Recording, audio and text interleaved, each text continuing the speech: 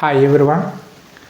In a certain code, rain is written as $8 percentage 6 and more is written as 7 yash 8 at the rate of how is remain written in that code. So ఇటువంటి మనకి ఎక్కువగా bank ఎగ్జామ్లో SSC CGL okay RRB group 1 group 2 ప్రతి competitive ఎగ్జామ్లు అడుగుతుంటాడు. ఇది మనకి coding and decoding అనే చాప్టర్లో ఉంటుంది.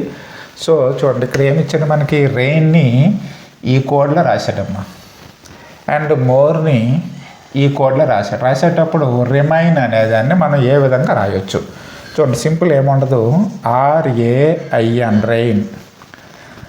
ఇక్కడ R అంటే 8 అనుకున్నాం, A అంటే డాలర్, I అంటే పర్సంటేజ్, N అంటే 6 అనుకుందాం. నెక్స్ట్ వన్ మోర్ని ఏ విధంగా రాశాడు, M అంటే 7 రాశాడు, O అంటే యాష్, R 8. చూడండి ఇక్కడ ఇందులో R అంటే 8 ఉంది, ఇందులో కూడా R అంటే అప్పుడు మనకి 8 వచ్చింది కాబట్టి ఈ రెండు మనకి ఈక్వల్గా వచ్చాయి కాబట్టి ప్రాబ్లం లేదు. నెక్స్ట్ ఈ అంటే at the rate of.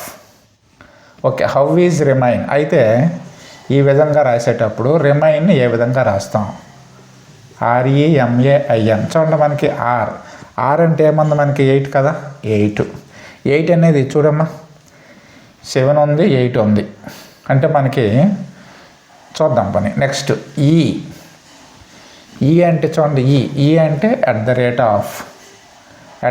Of. Next M అంటే 7. నెక్స్ట్ ఏ అంటే డాలర్. నెక్స్ట్ ఐ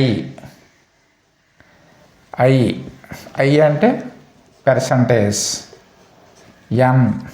N అంటే 6. చూసుకోండి 8 at the rate of $7 percentage 6 ఎక్కడ ఉంది చూడండి, 8 at the rate of $7 percentage 6. Okay, so option D is right answer. Thank you.